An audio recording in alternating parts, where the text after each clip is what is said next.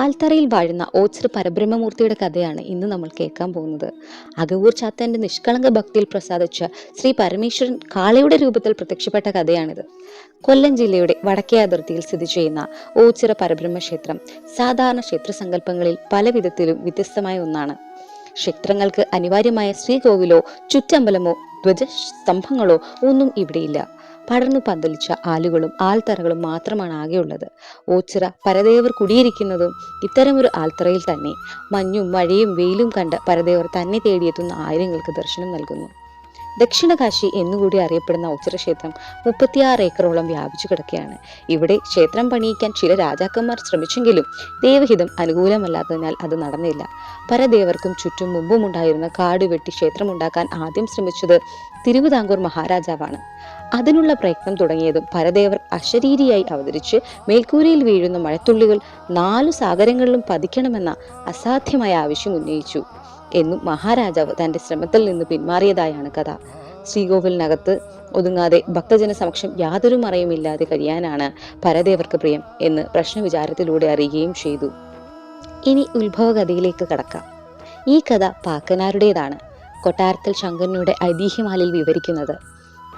പറയപ്പെട്ട പന്തീരുകുലത്തിലെ കഥാനായകൻ അകവൂർ ചാത്തൻ തന്നെയാണ് ഈ കഥയിലെ കഥാനായകൻ. പരബ്രഹ്മ ക്ഷേത്രത്തിന്റെ ഉത്ഭവം സംബന്ധിച്ച ഐതിഹ്യത്തിലും അദ്ദേഹം തന്നെയാണ് കഥാനായകൻ. നിഷ്കളങ്കവും നിഷ്കാമവുമായ ഭക്തി കൊണ്ട് ഭഗവത് ദർശനം ഏതു സാധാരണക്കാരനും സാധ്യമാക്കാം എന്ന സന്ദേശമാണ് ആ ഐതിഹ്യകഥ വ്യക്തമാക്കുന്നത്. നമുക്ക് കേട്ടാലോ. പേരെടുത്ത പണ്ഡിതനും ഭക്തനുമായിരുന്നു അകവൂർ നമ്പൂതിരി. അകവൂർ ചാത്തൻ അദ്ദേഹത്തിന്റെ ഭൃത്യനായി ആ ഇല്ലത്തു തന്നെ കഴിഞ്ഞു. നമ്പൂതിരിക്ക് വേണ്ടതെല്ലാം ഒരുക്കി കൊടുക്കുക എന്നതായിരുന്നു ചാത്തന്റെ ഉത്തരവാദിത്തം. സകല വേദങ്ങളും ശാസ്ത്രങ്ങളും അരച്ചു കുടിച്ച നമ്പൂതിരി സദാസമയവും പ്രാർത്ഥനയും ഹോമവുമായി ചെലവഴിച്ചു. നിത്യവും ബ്രഹ്മമുഹൂർത്തത്തിൽ എഴുന്നേറ്റ് കുളിച്ച് അദ്ദേഹം പൂജകൾ തുടങ്ങും. ഉച്ചവരെ അത് നീളും. അപ്പോഴേക്കും ചാത്തൻ അദ്ദേഹത്തിന് വേണ്ട ഭക്ഷണം തയ്യാറാക്കിയിരിക്കും. യജമാനന്റെ പ്രാർത്ഥനയോടെ അദ്ദേഹം ഉരുവിടുന്ന മന്ത്രങ്ങളോ ഒന്നും തന്നെ പാവം ചാത്തന് മനസ്സിലായില്ല. സംസ്കൃതം പോയിട്ട് മലയാളം പോലും മനസ്സിലാക്കാനുള്ള കഴിവ് ആ ഭൃത്യനുണ്ടായിരുന്നില്ല. ഉച്ചയൂണ് കഴിഞ്ഞ് എഴുന്നേറ്റാൽ നമ്പൂതിരി വീണ്ടും ധ്യാനത്തിൽ മുഴുങ്ങും. അത് അവസാനിക്കുന്നത് പാതിരാത്രിയിലാവും. യജമാനൻ കിടന്ന ശേഷമേ ഭൃത്യൻ കിടക്കൂ. അദ്ദേഹം ഉണരും മുമ്പ് എഴുന്നേൽക്കുകയും ചെയ്യും. ഇതൊക്കെ കൊണ്ട് തന്നെ നമ്പൂതിരിക്ക് തന്റെ ഭൃത്യനെ വലിയ കാര്യമായി. യജമാനനെ, എനിക്കൊരു സംശയം തോന്നുന്നു. ചോദിക്കുന്നത് അവിവേകമാകുമോ? ഒരു ദിവസം അകവൂർ ചാത്തൻ ചോദിച്ചു. നമ്പൂതിരി പറഞ്ഞു, എന്താണ് നിനക്ക് അറിയേണ്ടത് എന്ന് വെച്ചാൽ മടിക്കാതെ ചോദിച്ചോളൂ. നമ്പൂതിരി അവന് ധൈര്യം പകർന്നു. അങ്ങ് വളരെ കാലമായല്ലോ ഈ പൂജകളും ധ്യാനവും ഒക്കെ തുടങ്ങിയിട്ട്. ആരെയാണ് ഈ കാര്യമേ ദാനിക്കുന്നതെന്ന് എനിക്ക് പിടികിട്ടിയില്ല. ദയവ് ചെയ്ത് ഈ സംശയത്തിന് നിർവൃതി ഉണ്ടാകണം. അകവൂർ ചാത്തൻ വിനയത്തോടെ പറഞ്ഞു. ചാത്താ, അപ്പോൾ നമ്പൂതിരി മറുപടി കൊടുത്തു. ചാത്താ, ഞാൻ നിരന്തരം ഭജിച്ചുകൊണ്ടിരിക്കുന്നത് പരബ്രഹ്മത്തെയാണ്. എന്റെ ആരാധന പൂർണ്ണമാകാത്തത് കൊണ്ടാവാം ഭഗവാൻ ഇതുവരെ എനിക്ക് മുന്നിൽ പ്രത്യക്ഷപ്പെട്ടിട്ടില്ല. ഇന്നല്ലെങ്കിൽ നാളെ എനിക്ക് ഭഗവത് ദർശനം ലഭിക്കുമെന്ന് ഉറപ്പാണ്. അത്രയ്ക്ക് കഠിനമായ ധ്യാനങ്ങളും ഹോമങ്ങളും ഞാൻ നടത്തുന്നുണ്ട്, നമ്പൂതിരി പറഞ്ഞു. അപ്പോൾ അകവൂർ ചാത്തൻ, യജമാനനെ, അങ്ങ് ധ്യാനത്തിൽ ചാത്തന് വീണ്ടും ഒരു സംശയം. യജമാനനെ, അങ്ങ് ധ്യാനിക്കുന്ന ഈ പരബ്രഹ്മത്തെ കാണാൻ എങ്ങനെയിരിക്കും? തല ചൊറിഞ്ഞ് ചാത്തൻ ചോദിച്ചു. ആ ചോദ്യം നമ്പൂതിരിയെ രസിപ്പിച്ചു. കാമ്പില്ലാത്ത മണ്ടൻ ചോദ്യത്തിന് തക്കതായ തർക്കുത്തരം പറഞ്ഞ് ഭൃത്യനെ പറ്റിക്കണമെന്ന് അദ്ദേഹം നിശ്ചയിച്ചു. അദ്ദേഹം ചുറ്റും നോക്കിയപ്പോഴുണ്ട് കുറച്ചു ദൂരെയായി ഒരു കാള നിന്ന് പുല്ലുമേയുന്നു.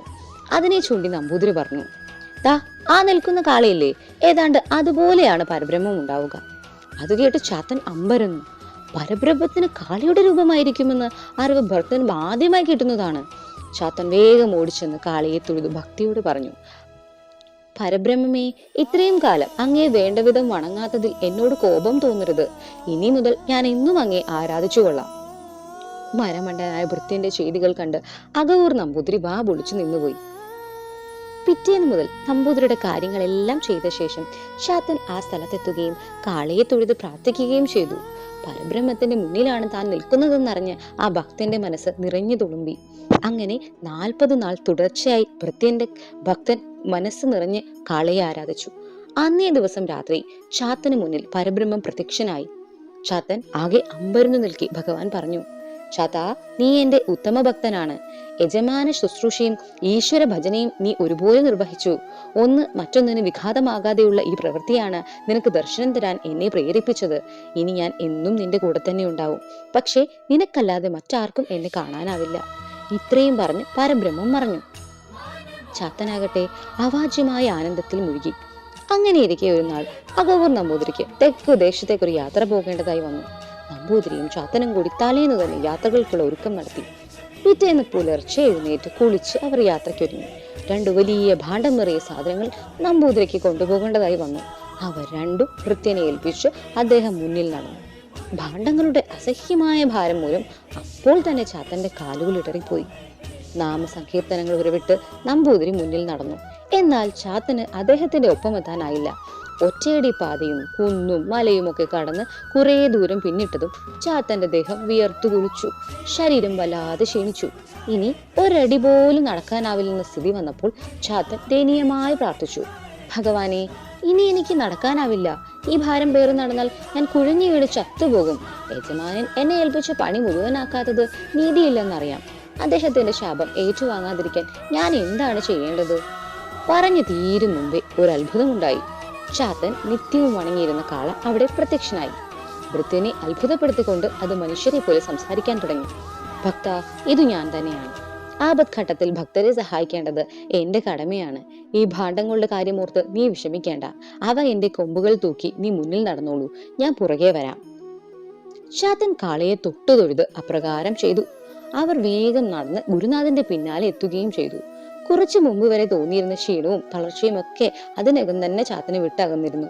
നിർത്താതെ നാമം ചൊല്ലി നടന്ന നമ്പൂതിരി ഇതൊന്നും അറിഞ്ഞതേയില്ല. കുറച്ചു ദൂരം പിന്നിട്ടതും അവർ ഒരു ഇടുങ്ങിയ സ്ഥലത്തെത്തി. രണ്ട് ആൽമരങ്ങൾക്കിടയിലൂടെ അവർക്ക് കടക്കേണ്ടതായി വന്നു. കൊമ്പുകൾ ഭാരം തൂങ്ങിയതിനാൽ കാളയ്ക്ക് അതിലൂടെ കടന്നു പോകാനായില്ല. കാളയുടെ ശരീരം മരങ്ങൾക്കിടയിൽ കുടുങ്ങി. അതുകൊണ്ട് ചാത്തൻ പറഞ്ഞു, തല അല്പം ചരിച്ചാൽ കടന്നു പോരാവുന്നതേ ഉള്ളൂ ചാത്ത. ആ സംസാരം കേട്ട് അകവൂർ നമ്പൂതിരി തിരിഞ്ഞു നോക്കി. അദ്ദേഹം തന്റെ ഭൃത്തനെ അല്ലാതെ മറ്റാരെയും കണ്ടില്ല. എന്നിട്ടും സംശയം തീരാതെ അദ്ദേഹം ചോദിച്ചു, ചാത്ത, നീ ആരോടാണിപ്പോൾ സംസാരിച്ചത്? ഓ, അതോ, അത് നമ്മുടെ പരബ്രഹ്മത്തോടാണ്. ചാത്തൻ പറഞ്ഞു. പരബ്രഹ്മത്തോടോ? അതിന് ഭഗവാൻ എവിടെയുണ്ട്? നമ്പൂതിരിക്ക് ആകാംക്ഷ അടക്കാനായില്ല. യജമാനനെ, അങ്ങ് പറഞ്ഞില്ലേ പരബ്രഹ്മം കാളയെ പോലിരിക്കുമെന്ന്. അതനുസരിച്ച് ഞാൻ അതിനെ ധ്യാനിച്ച് പ്രത്യക്ഷപ്പെടുത്തി. പിന്നെ പരബ്രഹ്മം എപ്പോഴും എന്റെ കൂടെ തന്നെയുണ്ട്. ഇപ്പോൾ ഈ ഭാരം താങ്ങാനാവാതെ ഞാൻ വിളിച്ചപ്പോഴും പരബ്രഹ്മം തന്നെയാണ് എന്റെ സഹായത്തിന് എത്തിയത്. ദാ എന്റെ പുറകിൽ തന്നെയുള്ള പരബ്രഹ്മത്തെ അങ്ങ് കാണുന്നില്ലേ? ചാത്തൻ ചോദിച്ചു. പക്ഷെ കണ്ണുകൾ തുരുമ്മി തുറന്നു നോക്കിയിട്ടും നമ്പൂതിരിക്ക് യാതൊന്നും കാണാനായില്ല. അദ്ദേഹം ആകെ ധർമ്മസങ്കടത്തിലായി. അത് മനസ്സിലാക്കിയ ചാത്തൻ അദ്ദേഹത്തോട് പറഞ്ഞു, അങ്ങ് എന്റെ ദേഹത്തൊന്ന് തൊട്ടുകൊണ്ട് നോക്കിയാലും. നമ്പൂതിരി അതനുസരിച്ചു. അപ്പോൾ ശൈവ ചൈതന്യം നിറയുന്ന പരബ്രഹ്മത്തെ അദ്ദേഹത്തിന് കാണാനായി. ആനന്ദ നിർവൃതിയിൽ മുഴുങ്ങി അദ്ദേഹം ആ പാതാരവിന്ദങ്ങൾ നമസ്കരിച്ചു. അടുത്ത നിമിഷം ഭഗവാൻ അപ്രത്യക്ഷനായി. അകവൂർ നമ്പൂതിരി എഴുന്നേറ്റ് ചാത്തന്റെ കാൽ തൊട്ടു തൊഴുതു. യജമാനൻ എന്താണ് ചെയ്യുന്നതെന്നോർത്ത് ചാത്തൻ അമ്പരന്ന് നിൽക്കെ നമ്പൂതിരി തൊണ്ടയിറങ്ങി പറഞ്ഞു, ഇത്രയും കാലം അങ്ങേ എന്റെ ഭൃത്യനായി കണ്ട അപരാധത്തിന് മാപ്പ് തരണം. അങ്ങയെ വെച്ച് നോക്കുമ്പോൾ ഞാൻ ആരുമല്ല. ഈ ജന്മം മുഴുവൻ നാമം ജപിച്ച് നടന്നിട്ടും പരബ്രഹ്മ ദർശനത്തിനുള്ള ഭാഗ്യം എനിക്ക് സിദ്ധിച്ചത് ഇപ്പോൾ മാത്രമാണ്. നിരക്ഷരനെങ്കിലും നിഷ്കളങ്ക ഭക്തി കൊണ്ട് അങ്ങ് ഭഗവാന് പ്രിയപ്പെട്ടവനായി. ഇനി മുതൽ അങ്ങ് യജമാനനും ഞാൻ ഭൃത്യനുമാണ്. അത്രയും ആയപ്പോഴേക്കും കാളയെ അവിടെ എങ്ങും കാണാതായി. അത് ചാത്തനെ വല്ലാതെ ദുഃഖിപ്പിച്ചു. കാളയെ വിളിച്ച് ചാത്തൻ അവിടെ എങ്ങും നടന്നു. എന്നിട്ടും കാണാതെ വന്നപ്പോൾ പരബ്രഹ്മത്തെ കൂടാതെ താൻ എങ്ങോട്ടുമില്ലെന്ന് പറഞ്ഞ് ചാത്തൻ അവിടെ തന്നെ ഇരുന്നു. മനസ്സില്ലാ മനസ്സോടെ നമ്പൂതിരി ഭൃത്യനെ വിട്ട് തെക്കോട്ട് പോയി. പരബ്രഹ്മ സാന്നിധ്യം നിറഞ്ഞ ആ ദേശത്തു നിന്നും പോകാൻ ചാത്തന് മനസ്സ് വന്നില്ല. ശിഷ്ടകാലം അത്രയും അദ്ദേഹം ഓച്ചിറ എന്ന് പിന്നീട് പ്രസിദ്ധമായ ആ സ്ഥലത്തു തന്നെ താമസിച്ചു. നാൾക്കുനാൾ അദ്ദേഹത്തിന്റെ ഭക്തി വർദ്ധിച്ചു വരികയും ചെയ്തു. ആയുസറ്റപ്പോൾ ചാത്തൻ ഓച്ചിറ പടയിൽ ചേർന്ന് മരിക്കുകയും നേരിട്ട് സ്വർഗത്തിലെത്തി മോക്ഷപ്രാപ്തി അടയുകയും ചെയ്തതായി വിശ്വസിക്കപ്പെടുന്നു. ചാത്തൻ ആരാധിച്ച കാളയാണ് ഓച്ചിറ കാള എന്ന സങ്കല്പത്തിന് നിമിത്തമായതത്രേ. ഏതായാലും പരബ്രഹ്മത്തോടൊപ്പം ശൈവ വാഹനത്തിനും ക്ഷേത്രത്തിനും അർഹമായ പരിഗണനയും ആദരവും ലഭിച്ചു. കൊട്ടാരത്തിൽ ശങ്കുണ്ണിയുടെ ഐതിഹ്യമാലയിൽ കാളയ്ക്ക് പകരം മാടൻപോത്തിന്റെ രൂപത്തിലാണ് പരബ്രഹ്മ ചാത്തന് ദർശനം നൽകിയെന്നാണ് പറയുന്നത്. ഓച്ചിറ പരബ്രഹ്മ ക്ഷേത്രവും ഓച്ചിറയിലുള്ള ഓച്ചിറക്കാള എന്ന ഐതിഹ്യവുമായി തമ്മിലുള്ള ബന്ധം നിങ്ങൾക്ക് മനസ്സിലായി കാണുമല്ലോ. കഥ നിങ്ങൾക്ക് ഇഷ്ടപ്പെട്ടോ? നിങ്ങളുടെ നാട്ടിലും ഇതേ കഥ തന്നെയാണോ പ്രചരിക്കുന്നത്? എന്തെങ്കിലും വ്യത്യാസം ഉണ്ടെങ്കിൽ കമന്റ് ഇട്ടോളൂ കേട്ടോ. നിങ്ങൾ ആരൊക്കെയാണ് ഓച്ചിറ ദേശത്തുനിന്ന് വരുന്നവർ? ദയവായി കമന്റ് ഇടുക. എല്ലാവർക്കും കഥ ഇഷ്ടപ്പെട്ടോ? എല്ലാവർക്കും കഥ ഇഷ്ടപ്പെട്ടെങ്കിൽ ലൈക്ക് ചെയ്യുക. പിന്നെ ഇങ്ങനത്തെ കഥയൊക്കെ ആയിട്ട് വരുന്ന ഈ എളിയ സഹോദരി എല്ലാവരും സപ്പോർട്ട് ചെയ്യുക, എല്ലാവരും സബ്സ്ക്രൈബ് ചെയ്യുക. Okay, thank you.